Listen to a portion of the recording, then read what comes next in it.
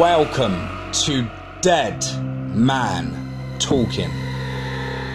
Tonight's story is a very creepy hunting story set in Massachusetts, and I'd just like to say thank you to everyone for your kind words of support and get wells. Very well received. Feeling a lot better now and glad to be back in action. Got a very busy show packed for you this weekend, so do stay tuned. If you haven't subscribed already, guys, please do subscribe and we'll keep you up to date with everything that we bring out on the channel. Without further ado, guys, let's get into tonight's show.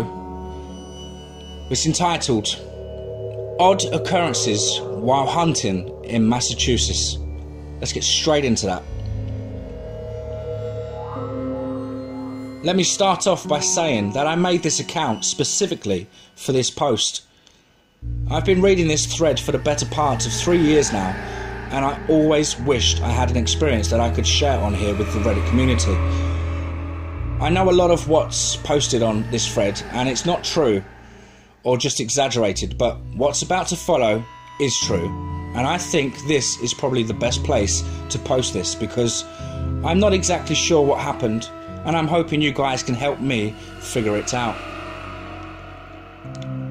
Let's start with a little background intro. Ever since I could remember, I have been into the outdoors. Fishing, hunting, camping and everything in between. My family likes to joke that I was raised by wolves, but to be honest, I kinda wish I was. I've always found myself at peace when I'm alone and cut off from the world with only nature to keep me company. And hunting has always been the best outlet for me. Not many people truly understand the pure beauty as hunters witness. Being able to watch the sun rise from complete darkness and seeing it disappear while you're strapped 30 feet up in a tree is something not many people can say they've experienced. It's breathtaking. But on the evening of December 16th, 2016, things were a lot different. The deer hunting season was winding to a close, and with about 2 weeks left in the season, I was eager to fill any of my buck tags. I was sitting in one of my favourite stands right in this little creek bed, in between two small hills which the deer follow along to get a large stand of white oaks, where they like to paw for acorns. It's a heavily travelled trail, and I was expecting a lot of action. I parked the car around 1 PM in the entrance to the state park. This gave me plenty of time to load the muzzleloader and head into the spot, which was about a 15-minute walk. After getting situated in the stand, I texted my parents to let them know that I'd text them back when I got back to the car and was on my way home. With that out of the way, I turned my phone on silent and waited for the deer to move. The first thing I began to notice was that it was eerily silent. Usually you'd hear bird and squirrels moving around, but they were nowhere to be found, which I took as a good sign at first. They tend to make a lot of noise, and it's always better to hear the deer coming so you can get ready for a shot. Around 2:30, hearing something moving around me, I couldn't quite see anything because of the brush and trees around me, but I knew something was coming in. I picked up the muzzleloader, and just as I was doing that, the hard plastic butt of the gun hit the hollow metal of the stand and made a huge clanking sound. The movement around me immediately stopped. Fuck me, I thought. Deer have a very good hearing capability, and if one was out there, they heard that. I proceeded to raise the gun to my lap and waited for the movement to start up again. But before it could, I heard a loud knock on a tree about 50 yards behind me. It sounded like a hard wood on wood. I definitely thought it was weird, but you hear a lot of things like that in the woods, especially in a state park. I kind of just brushed it off and kept on waiting. After about 10 minutes, I heard the same sound again. This time, it was more to the right of me and further away. I'm not really sure why, but I started to feel like kind of nervous, and this rarely ever happens. I know the woods, I know the woods I was in very well, and I was very comfortable hunting in them, but something was definitely wrong. At this point, the sun was setting, prime time for deer hunting. Though I was still shooken up, I wasn't ready to leave and risk spooking any deer, so I stayed put. This is where things started to go downhill.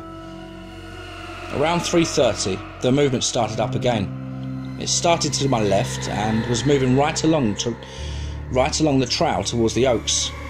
I was starting to think maybe a deer until I heard it again.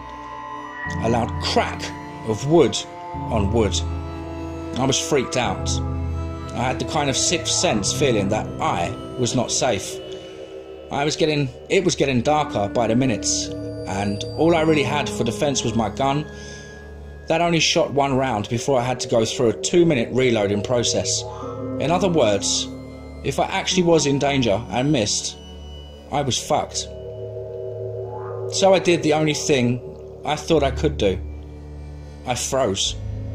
I sat still while the movement got closer and closer and closer until it stopped about 30 yards to my left. I couldn't see anything. Sunset coming fast, and I just wanted to get the fuck out of here. I was about to get my phone out and text someone when I heard a loud stick snap under a footfall. It was louder than the constant sound of leaves crunching I'd been hearing for the past hour and a half. So, this made me jolt my head up. All movement stopped. It got deadly silent. I looked and listened for about a minute, then took my phone out. Just after I clicked the bright R screen on, I heard a loud screech from where the stick had just snapped. I almost shit myself, and anyone in my situation would have. If you've seen The Lord of the Rings, the screech sounded exactly like the high-pitched sound the evil king makes when hurt. It was terrifying. Whatever it was saw me, and I couldn't see it. So, I reacted in the only way I thought I could. I took the safety off the muzzleloader, aimed it towards a tree, and shot. Whatever made the screeching sound got the message and took off, crashing through the woods. And I was left shaking in my tree stand, trying to reload, so whatever that was didn't come back. I waited until I couldn't hear the crashing of branches and the leaves anymore, and got out of the stand ASAP. I practically sprinted out of the woods with my headlamp on high and with the gun in my hands the whole time until I got to the car. I threw my shit in the back seat and drove home. I eventually calmed down and acted like nothing happened.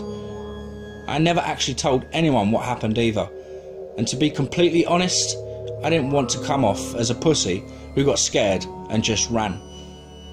But I'm telling you that every time I enter the woods now, I think back to that evening, and it makes me second guess entering a place I was once comfortable enough with to call my second home.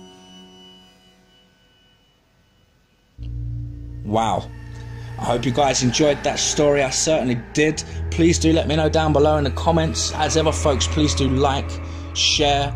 If you haven't already, do subscribe to keep up to date with all DMT content.